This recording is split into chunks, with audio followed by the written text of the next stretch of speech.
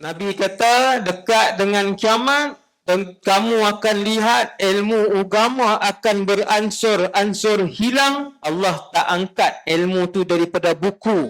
Allah angkat ilmu agama sehingga tak ada siapa ketahui benda agama macam yang Ustaz sebut tadi. Sekolah agama banyak tetapi ulama kurang. Apa maksud dia? Alhamdulillah, syukur pada Allah. Allah gerakkan saya dan tuan-tuan mai ke majlis ilmu. Kalau nak tunggu duit, ramai orang duit dia banyak, tetapi duit itu tidak menggerakkan dia untuk dia datang ke majlis ilmu. Kalau nak tunggu badan sihat, ramai orang badan sihat, tetapi tubuh badan dia yang sadu, tidak membuatkan dia untuk hadir ke majlis ilmu. Ramai orang masyhur, tetapi kemasyhuran tidak membuatkan dia datang ke majlis ilmu. Maka malam ni saya dan kita semua datang ke majlis ilmu untuk mencari redha Allah. Setelah Allah Ta'ala izin siapa pun kita. Malam ni kita umur 10, kita umur 12, kita umur 15, sampailah yang umur 60. Semua mai atas pilihan Allah Subhanahu wa ta'ala. Mai mengaji ni nikmat. Dan bila tuan-tuan dah boleh mai belajar, duduk dalam majlis ilmu, majlis yang sebut nama Allah, majlis yang insya-Allah dihadiri oleh para malaikat, ucaplah Alhamdulillah. Ucaplah penghargaan kepada Allah Subhanahu Wa Taala sebab boleh datang ke majlis ilmu. Sebab dekat dengan kiamat akan sampai satu masa manusia sebut La ilaha illallah, tapi tak ada seorang pun atas muka bumi ni yang semayang. Seorang pun tak ada.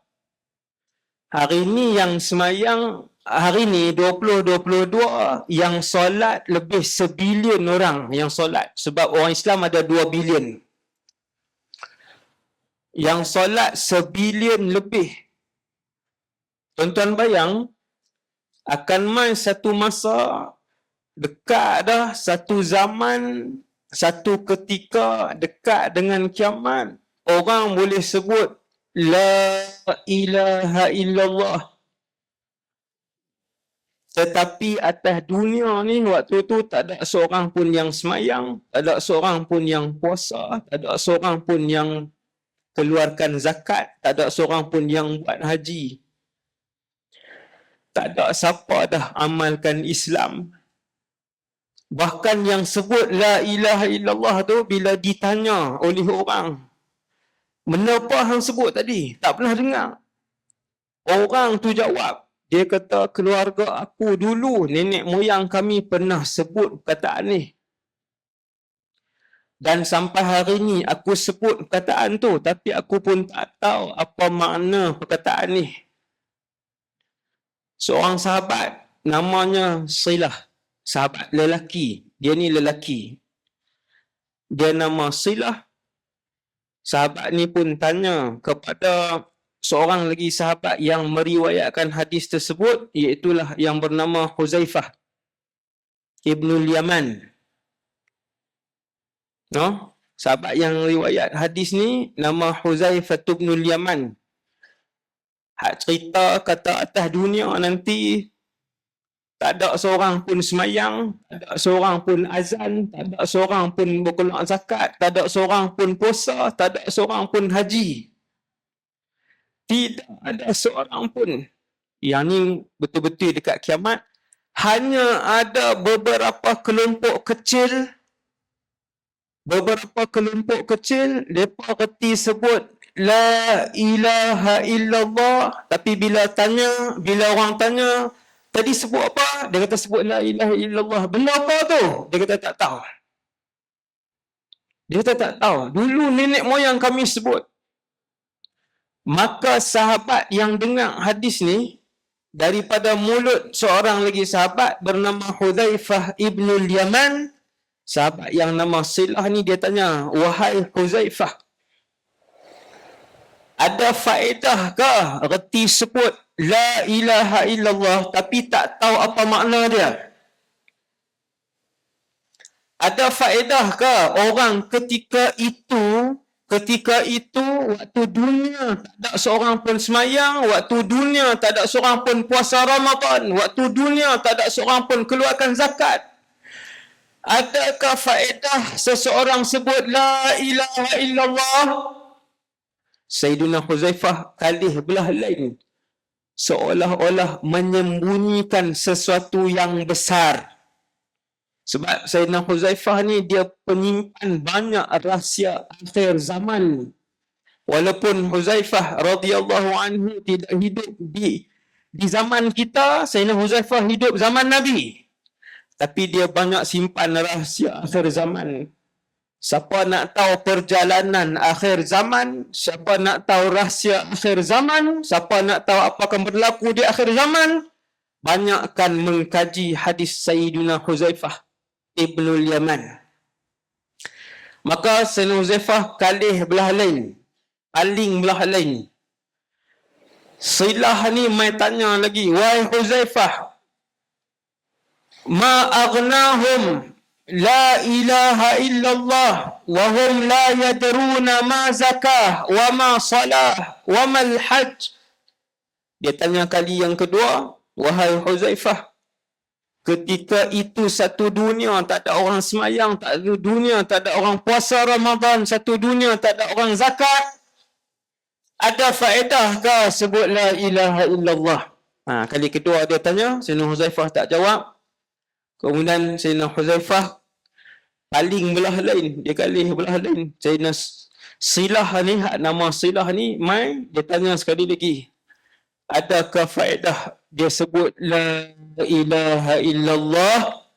Waktu ni Sayyidina Huzaifah kata, ya Silah, wahai Silah, la ilaha illallah tunjihim minan nar, menyelamatkan mereka daripada neraka. Menyelamatkan mereka daripada neraka. Besarnya kalimah ini, besarnya kalimah la ilaha illallah, ketika mana tak ada orang alim atas muka bumi ni. Sebab tu Nabi sebut, kalau nak tahu kiamat dekat ataupun tidak, antara tanda dekatnya dengan kiamat, ilmu agama akan beransur-ansur hilang. Nak tahu macam mana ilmu agama beransur hilang, lihat kepada jumlah para ulama yang Rabbani. Lihat kepada jumlah para ulama yang masih hidup. Di Malaysia paling ramai, paling banyak pondok Kedah, Kelantan. Paling banyak pondok Kedah, Kelantan. Tuan-tuan pi di Kedah hari ni 2022, tuan-tuan pi Kedah hari ni, tuan-tuan cari tok guru pondok yang besar, sebut kat saya 10 orang. Tak ada. Nabi kata dekat dengan kiamat, dan kamu akan lihat ilmu agama akan beransur-ansur hilang. Bagaimana ya Rasulullah? Maka Nabi kata, Allah tak angkat ilmu tu daripada buku. Allah tak angkat ilmu daripada kitab. Allah tak angkat ilmu itu daripada Al-Quran. Allah tak angkat ilmu itu daripada dada para ulama. Tetapi walakin yaqbidul ilma, Allah angkat ilmu agama sehingga tak ada siapa ketahui benda agama. Macam yang Ustaz sebut tadi, itu hadis lain. Allah angkat ilmu agama biqabdil ulama. Allah mematikan para ulama dan tiap-tiap yang mati itu tidak berganti. Seorang-seorang tok-tok guru yang besar meninggal dunia tidak berganti. Yang seperti beliau tidak berganti.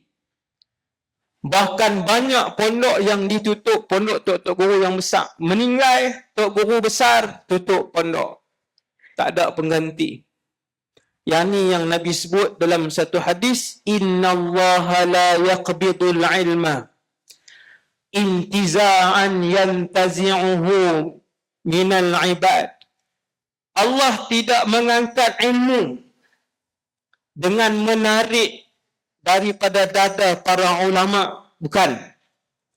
Allah tidak mengangkat ilmu agama dengan diangkat daripada buku-buku. Tidak. Buku-buku agama banyak. Syekh Profesor Dr. Ali Jumaah bagi tahu buku agama hari ni, buku agama hari ni yang merangkumi fiqh, merangkumi tauhid, merangkumi tasawuf, merangkumi lughah, merangkumi macam-macam disiplin ilmu mencapai jumlah 1,000,000 jilid. Buku agama 1,000,000 jilid. Allah tak angkat ilmu agama dengan angkat tulisan daripada buku, tidak mengangkat ilmu daripada dada ulama, walakin yaqbidul ilma biqabdil ulama. Allah angkat ilmu dengan mematikan para ulama. Kalian akan melihat jumlah ulama kurang.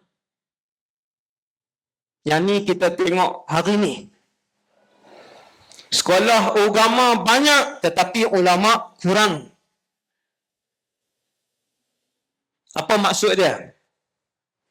Walaupun sekolah agama banyak di Sungai Petani, lebih 100 sekolah agama dengan mak tahfiz. Sungai Petani saja. Hari ini tuan-tuan berjalan, masuklah kampung mana pun, masuklah kampung dalam mana pun akan ada tahfiz sekolah agama. Tapi ulama kurang. Yang betul-betul alim makin kurang. Yang betul-betul dalam ilmunya makin kurang. Yang betul-betul membawa manusia kenal Allah, takut Allah, lebihkan akhirat, yang ni kurang. Siapa yang ramai, wahai Rasulullah? Bila dekat dengan kiamat, siapa yang ramai, wahai Rasulullah? Nabi kata, hatta idza lam yubqi aliman, ketika mana sudah tidak ramai dan sudah tiada para ulama, makin kurang, makin kurang, makin kurang. Ini zaman dia. Ittakhadhan nasu ru'usan juhala. Nabi kata, kamu akan tengok orang ramai menjadikan orang-orang yang jahil agama sebagai pengikut, sebagai anutan, sebagai ikutan, sebagai pemimpin. Kamu akan tengok orang yang ada follower ribu-ribu dalam TikTok, dalam Facebook dia, dalam YouTube, followers YouTube dia, dia bercakap, dia buat soal jawab agama. Dan dia tak ada latar belakang agama sedikit pun. Ni banyak ni.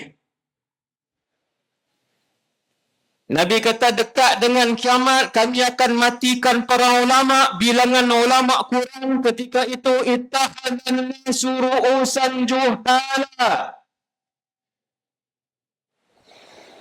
Mereka-mereka yang tak ada asas dalam agama, yang tak ada asas yang mendalam, pengetahuan dalam syariat, pengetahuan yang mendalam dalam tasawuf, disiplin ilmu yang mendalam, mereka ni yang bercakap. Menyesatkan orang sana, menyesatkan orang sini, membida'ahkan sana dan membida'ahkan sini. Ada di kalangan mereka yang hanya rider basikal saja, ada di kalangan mereka yang pakai baju Ultraman, ada di kalangan mereka yang doktor, ada di kalangan mereka yang pilot, kemudian cakap agama, ada di kalangan mereka tukang masak, kemudian bercakap agama, ada di kalangan mereka. Hasbunallah wa ni'mal wakil. Ittakhadhan nasu ru'usan juhala. Manusia umat Nabi Muhammad ketika itu akan ramai yang ikut orang-orang yang jahil. Yang apabila bercakap, dia nak cakap tentang agama, dia pun tak pernah mengaji agama. Tak pernah mendalami agama. Dia bercakap tentang agama. Dan manusia akan ikut dia.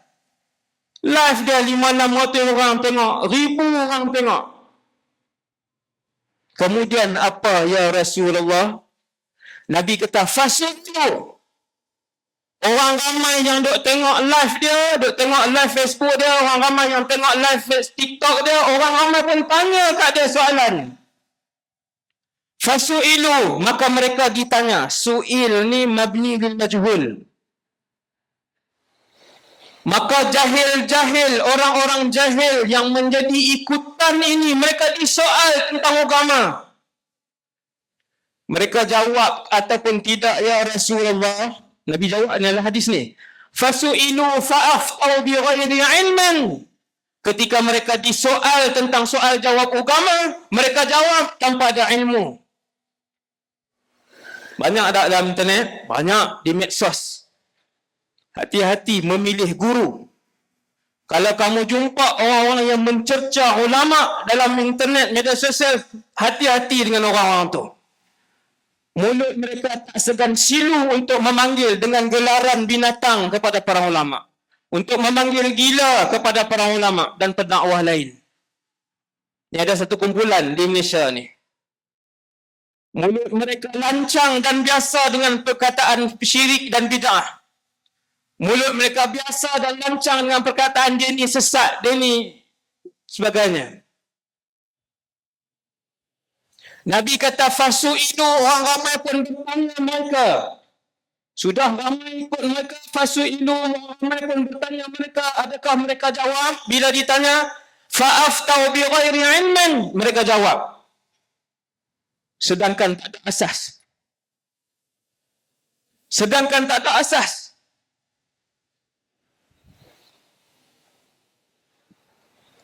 Fadallu wa adallu.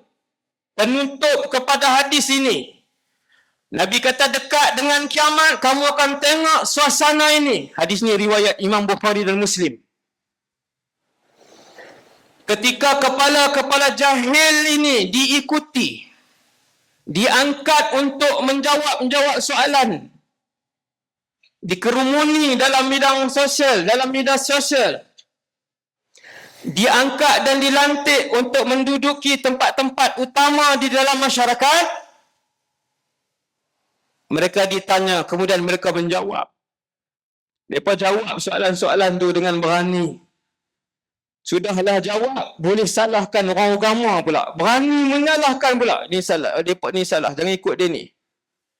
Dia yang tak ada asas agama, dia berani jawab dan menyalahkan. Dia sebut pula nama ulama-ulama lain. Sebut ni, sebut satu. Nabi sebut dua perkataan penutup kepada hadis ni. Dua perkataan. Nabi kata, fadallu, mereka sesat. Hak jawab ni. Wa adallu, dan mereka menyesatkan orang lain. Adallu ni maksudnya mereka membuat, bukan mereka sebut orang lain sesat. Mereka menjadikan orang lain menjadi sesat. Dengan fatwa-fatwa, perkataan-perkataan songsang, ayat-ayat songsang, ilmu-ilmu yang songsang dan terpaling yang keluar daripada mulut juhal ini. Banyak ni hari ni, pakat ada channel masing-masing. Latar belakang akademik. Google saja dalam internet, tengok, dia teringin hari ni nak cakap tajuk ni, tengok dalam internet. Boleh cakap. Dia pun cakap. Nak cakap tajuk ni, kemudian dia cakap. Kalau dia bercakap sahaja tak apa. Bercakap, jawab soalan macam yang Nabi beritahu. Fasu'ilu, Nabi kata. Dia akan bercakap dan dia akan menjawab soalan. Fa'aftau bi ghairi ilmin. Nabi kata dia akan memberikan pendapat dan fatwa dan pandangan tanpa ilmu. Fadallu wa adallu, mereka sesat dan membuatkan semua yang ikut mereka menjadi sesat. Ada tak zaman ini, saya nak bagi tahu kat tuan-tuan, sedang ramai. sedang ada dengan banyaknya. Hati-hati bila anak-anak belajar agama, tengok dengan siapa dia belajar. Fadallu wa adallu. Sudahlah sesat. Mereka menyesatkan pula orang lain, membuatkan orang-orang lain menjadi sesat. Allah angkat, Allah matikan para ulama sampai satu tahap, kata Sayyidina Abdullah ibn Mas'ud dalam kitab Al-Adabul Mufrad, athar, zamanun qalilun fuqaha'uhu kathirun khutaba'uhu sayati min ba'dikum zamanun fa'il. Akan datang satu masa kamu akan tengok orang alim jadi sikit, orang yang pandai cakap jadi banyak. Dia pandai cakap, dia tak ada asas agama yang mendalam, tapi dia nak cakap. Sebab Nabi sebut tanda kiamat mereka ni akan bercakap dan bilangan mereka lebih ramai dari orang alim. Bukan saja bercakap, mereka menyesatkan orang-orang alim, mereka menyalahkan ilmu orang-orang alim. Hasbunallah wa ni'mal wakil.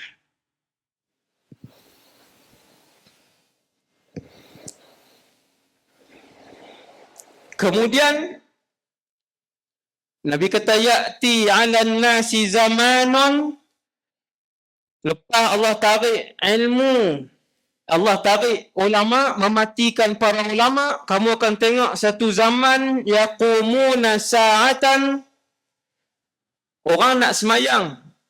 Ini lepas pada zaman ni. Ini lepas pada zaman ni.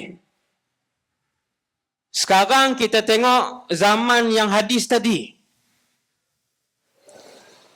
Sekarang ni 2022, hadis yang tadi sudah berlaku. Tempat-tempat penting untuk diletakkan mufti, untuk diletakkan imam besar, untuk diletakkan qadhi, untuk tempat-tempat ni nanti akan diisi dengan orang-orang yang jahil. Selepas itu akan main satu zaman, orang berdiri ramai. Nabi sebut, la yajiduna imaman yusalli bihim. Pakat tunggu siapa nak jadi imam. Tak ada. Tunggu siapa nak jadi imam, semua tolak, semua kerah. Nak solat. Nak solat. Bilangan orang yang nak solat ada. Tapi semua tak mau jadi imam. Tak kerti. Sehari nak baca apa? Surah lepas Fatihah wajib ke sunat? Tak kerti. Ikut boleh. Tapi nak jadi imam tak kerti.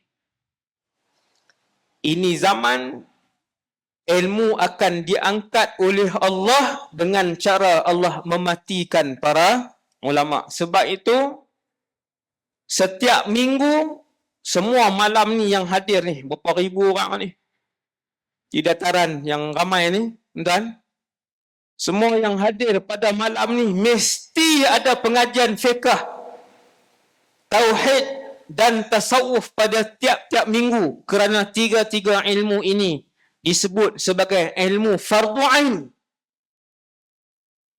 Setiap orang dalam muka bumi Allah wajib belajar fiqh, tiap-tiap orang atas muka bumi Allah wajib belajar tauhid, tiap-tiap orang atas muka bumi Allah wajib belajar tasawuf.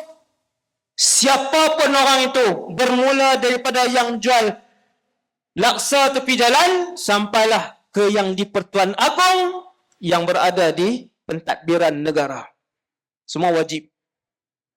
Sebab tu nama dia ilmu fardu ain. Sebelum Allah mematikan para ulama yang besar, belajar. Kena belajar. Cari para ulama dan kemudian belajar. Kemudian Allah menyebutkan bahawasanya juga dekat dengan kiamat orang-orang yang amanah semakin kurang. Amanah dengan ilmu, amanah dengan harta, amanah dengan jawatan dimatikan oleh Allah sedikit demi sedikit. Tinggal sikit. Kita tuan-tuan hari ni 2022 ni nak cari orang yang kita percaya. Nak cari orang yang kita percaya. Kita dalam jabatan, kita dalam carta organisasi, kita dalam jamaah, kita dalam persatuan. Nah. Naklah yang rajin dia.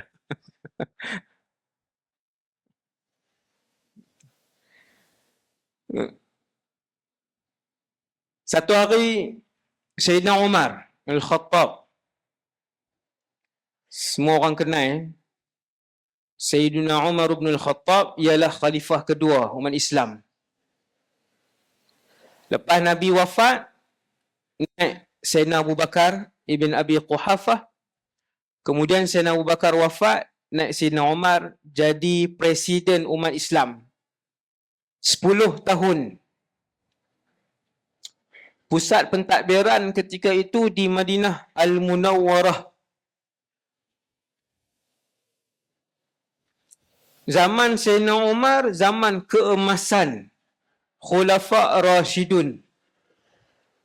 Zaman emas. Tempoh 10 tahun, antara pencapaian paling cemerlang, Sayyidina Umar, cuba dengar, ni adik-adik ni, pelajar kan. Pencapaian antara yang paling cemerlang Sayyidina Umar ialah mengalahkan Amerika Syarikat dan Rusia zaman itu. Mengalahkan Amerika Syarikat dan Rusia pada zaman itu, iaitu Rom dan Parsi. Kita kata Ustaz, tentera Rom dengan Parsi waktu itu tak kuat kot. Tuan-tuan sekalian, tentera Rom ketika itu, kalau dia hantar pasukan tentera cawangan, ni baca sejarah, Rom kalau dia hantar tentera cawangan, bukan tentera pusat, 200,000. Bilangan tentera negara dia. Itu baru yang cawangan, bukan yang pusat lagi. Tetapi Rom dan Parsi dikalahkan pada zaman Sayyidina Umar, tunduk kepada tentera Islam yang berpusat ketika itu di Madinah Al-Munawwarah. Sebab apa? Sebab ramai orang beriman ketika itu. Itu jawapan dia. Masjid-masjid ketika itu penuh dengan manusia. Saya baca satu kisah, bukan semayang fardu, semayang tarawih. Saya baca satu kisah semayang tarawih pada zaman itu, mereka solat tarawih daripada selepas Isyak, dan habis tarawih, mereka akan pulang dengan segera sebab mereka takut tak sempat untuk bersahur. Sekejap lagi nak masuk subuh. Zaman tu punya semayang tarawih. Kita semayang tarawih pulang segera juga sebab takut terlepas rancangan TV. Lepas tarawih pada zaman ini, ya Rasulullah, pulang segera juga sebab nak sambung makan hak buka puasa tadi. Zaman itu daripada selepas Isyak, start tarawih bulan Ramadan sampai hampir subuh dan bergegas balik sebab takut waktu subuh dah nak masuk. Sikit lagi. Kalau zaman hari ni kita sebut setengah jam, subuh nak masuk. Balik para sahabat, tabi'in balik dengan segera. Iman manusia ketika itu. Iman. Baru hebat. Macam mana nak hebat hari ni sedangkan ramai. Bukan semayang, tak solat tu ramai. Maka disebabkan hebat para sahabat, ulama, tabi'in zaman itu, mereka mengalahkan musuh yang paling kuat. Dahsyat. Sayyidina Umar terkenal sebagai seorang pemimpin yang selalu turun kawasan Sebab pemerintahan umat Islam ketika itu luas. Sayyidina Umar pergi ke Mesir, Sayyidina Umar pergi ke Kufah. Sayyidina Umar, presiden umat Islam, dia turun ke Baghdad, dia turun ke Syam. Dalam keadaan orang tak tahu itu Umar. Yang ni sifat pemimpin yang baik. Dia selalu turun melihat kawasan. Sebab dia nak tengok sendiri permasalahan akar umbi rakyat. Apa yang rakyat sedang menderita. Sebab jadi pemimpin, kalau dia pemimpin sesebuah negara, semua dalam negara itu di bawah tanggungjawab dia. Kalau dia Perdana Menteri sebuah negara, dia yang di-Pertuan Agong sebuah negara, tiap-tiap kepala yang ada dalam negara tersebut akan dipersoalkan kepada Perdana Menteri itu, kepada yang di-Pertuan Agong itu di hadapan Allah di padang mahsyar kelak. Disoal. Bukan main-main. Akan ditanya satu hari kelak. Tuan-tuan tengok bagaimana Allah menyayangi Umar bin Al-Khattab. Tuan-tuan tengok Sayyidina Umar, macam mana Allah sayang beliau. Satu hari dia keluar daripada Madinah pergi ke Khaybar. Sampai di Khaybar, dia tidur di bawah pokok. Tidur bawah pokok. Rehat. Tak ada takut musuh yang bunuh dia, tak takut siapa, tidur. Kemudian bila dia tidur, rehat, datang seorang wanita yang kematian suami. Ada anak-anak yatim yang dia belah, anak-anak dia. Wanita 40-an, 50-an. Dia datang di pokok yang ada presiden umat Islam tadi. Tuan-tuan bayang, presiden ketika itu bukan, di bawah dia bukan lima negeri, bukan 2 negeri. 1/4 dunia ketika itu di bawah Umar bin Al-Khattab. 1/4 dunia ketika itu di bawah beliau. Dia tidur bawah pokok. Satu orang perempuan ni main, dia tengok laki ni, dia tengok tu, dia gerak laki ni. Lelaki tu Amirul Mukminin gelaran ketika itu. Zaman hari ni Tun lah. Kan? Tan Sri ke, Datuk Sri ke, Tun ke, Perdana Menteri, Tun lah. Perempuan ni, dia tak kenal, di bawah pokok tu dia main tengok, lama dia perhati. Setelah lama dia perhati lelaki yang tidur bawah pokok tadi, dia pun gerak laki-laki tadi, laki-laki tu pun bangun, lelaki tu kata, nak apa wahai makcik? Laki yang bangun tadi, dia bangun, dia kata, makcik nak apa? Gerak saya. Makcik tadi jawab, tengok dia jawab apa? Makcik tu kata, tawassamtu fikal khair. Wahai pemuda, saya tengok muka kamu muka orang baik, muka orang salih. Sina Umar ni, idza dzukira as-salihun fahayya ala bi Umar. Trademark dan moto kepada semua orang saleh, trademark adalah Umar bin Al-Khattab. Nabi pernah tidur, Nabi mimpi. Nabi pernah tidur, Nabi mimpi, Nabi nampak orang ada yang pakaiannya sampai ke dada, sikit ya. Ada yang pakaiannya sampai ke pusat, ada yang pakaiannya sampai ke lutut, ada pakaiannya sampai ke bawah, ada yang... Kemudian kata Rasulullah, aku melihat Umar bin Al-Khattab, fa'idha bihi yajurru thawbahu. Umar ketika itu memakai pakaian yang labuh ke belakang. Baju dia labuh ke belakang. Sahabat tanya, ya Rasulullah, apakah tafsir kepada mimpi itu? Nabi pun kata, ad-din, iman Umar. Orang soleh. Ad-din, din ni iman, agama.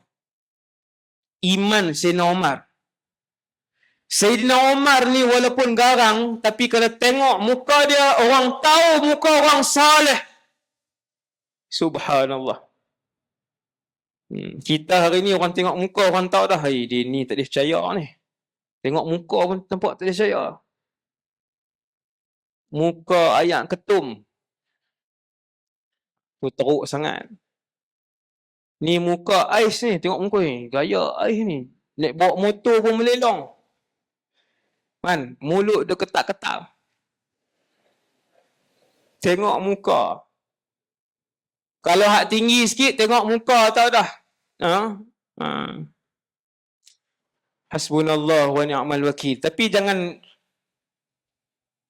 judge orang daripada by its cover, daripada muka depan buku. Jangan hakimi orang dengan muka dia. Tapi Sayyidina Umar bila tengok, orang tengok Sayyidina Umar ni, tengok muka dia, orang tahu orang soleh. Sebab itu walaupun di Khaybar ada ramai orang lain di Khaybar, ada ramai lelaki lain di Khaybar, wanita yang dalam keadaan susah tadi, dia tak cari lelaki lain, dia berjalan pusing Khaybar, nampak bawah pokok, melihat Amirul Mukminin sedang lena. Dia tak kenal Amirul Mukminin. Dia gerak Amirul Mukminin. Sayyidina Umar bangun. Sayyidina Umar kata, ma hajatuki ya amatallah. Kenapa gerak aku, wahai makcik? Dia kata, aku tengok muka kamu, muka orang baik. Boleh tak kamu tolong bercakap dengan Muhammad bin Maslamah? Muhammad bin Maslamah adalah pegawai Umar bin Al-Khattab. Dia tak tahu depan dia Umar bin Al-Khattab. Muhammad bin Maslamah adalah pegawai Umar bin Al-Khattab yang Umar hantar mai ke Khaybar untuk kutip zakat.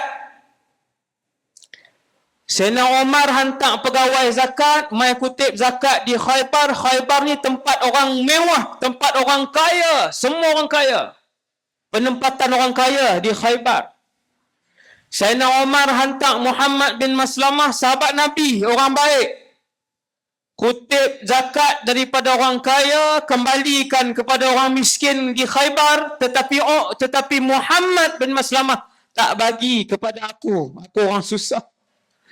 Aku ada anak yatim yang ramai. Suami aku meninggal. Aku ada anak yatim yang ramai. Aku bela. Muhammad bin Maslamah ni tak bagi dekat aku. Boleh tak wahai pemuda yang baik, tolong cakap Ustaz. Aku takut sebab dia ni pegawai Umar bin Al-Khattab. Pegawai. Depan dia Sayyidina Umar. Sayyidina Umar pun bangun. Dia pun panggil, Ya Yarfa'. Dia panggil pekerja dia. Ud'uli Muhammad bin Maslamah. Panggil Muhammad bin Maslamah. Sayyidina Umar terkenal sebagai seorang pemimpin yang adil. Sebagai seorang pemimpin Islam yang takut. Allah tanya dia kalau seorang mempertikaikan dia di hadapan Allah.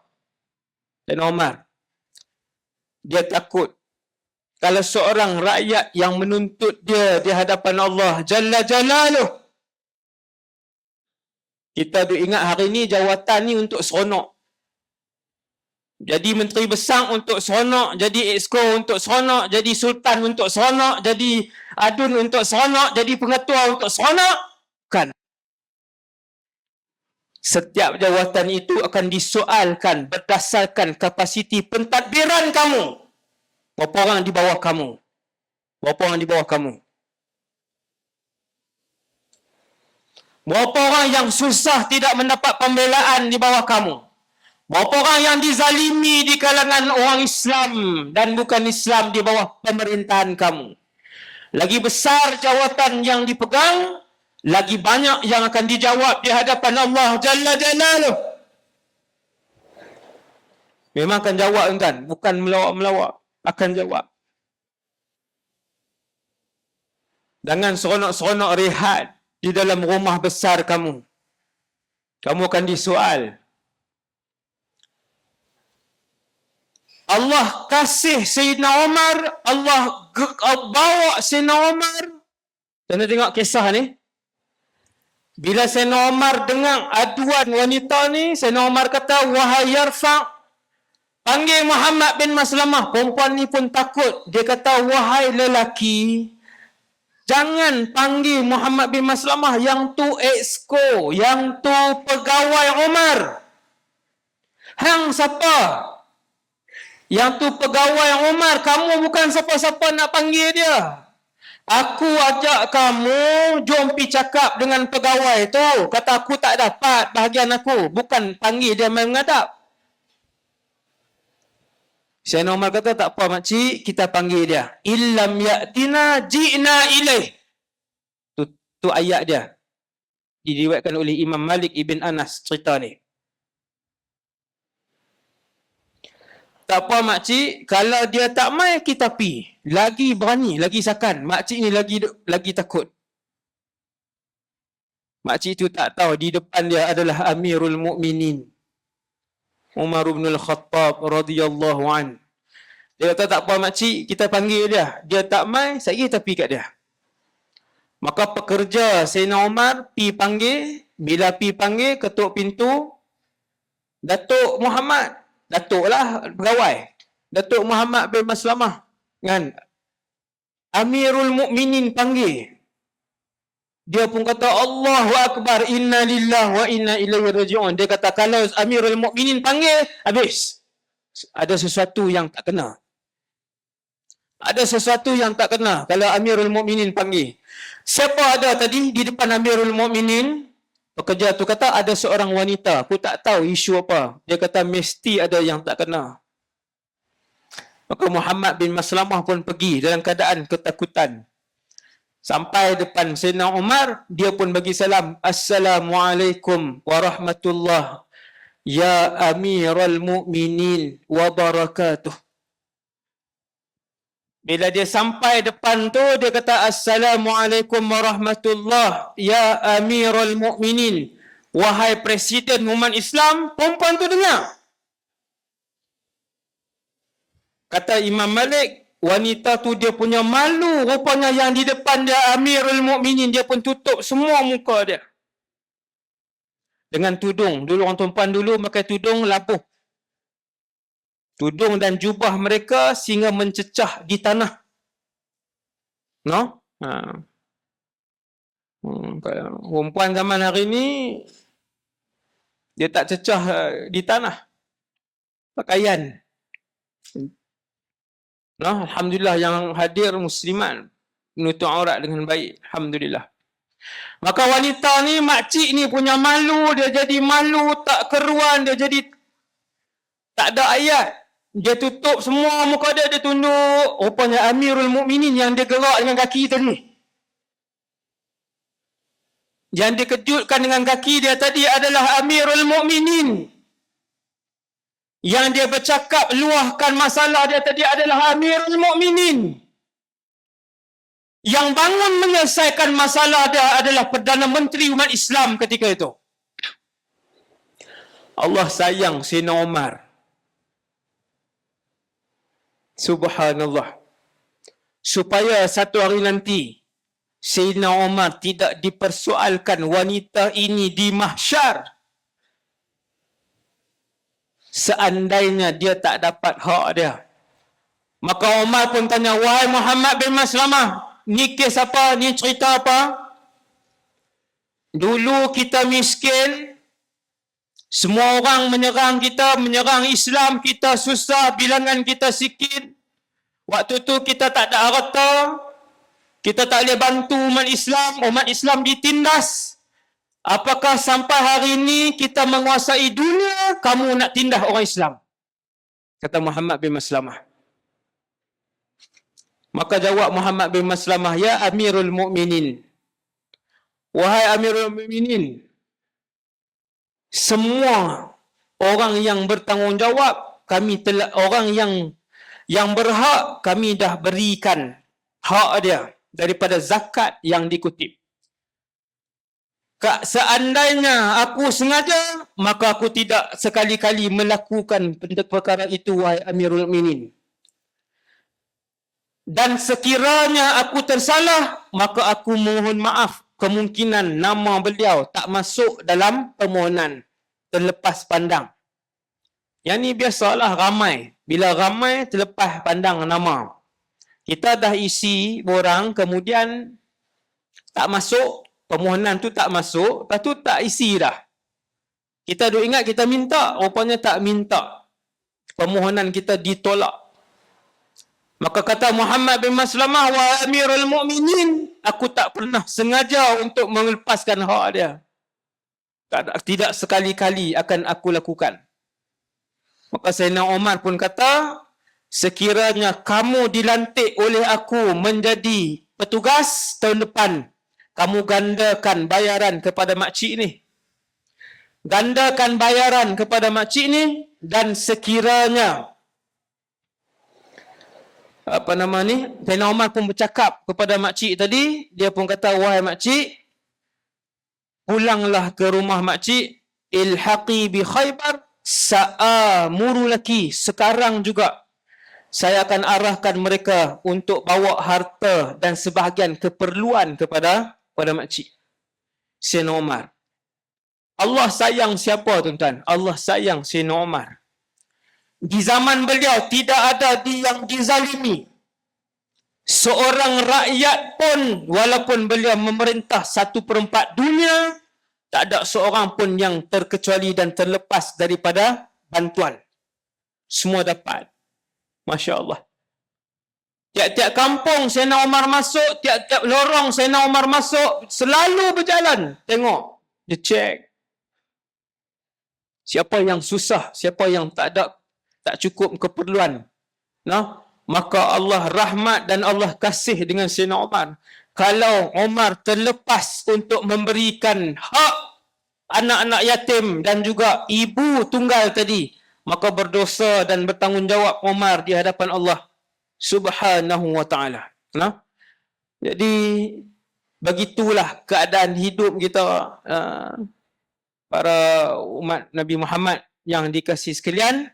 Setiap nafas kita, langkah kita, apa yang kita tengok, apa yang kita makan, apa yang kita minum, apa yang kita dengar, akan disoal oleh Allah Subhanahu wa ta'ala. Jadi saya rasa sekadar tu saja untuk ceramah malam ni, kan? Dengar, tengok tu nampak khusyuk lagi semua, kan? Tapi saya sekejap saja ceramah saya, 50 minit aja. Jadi setakat tu dulu.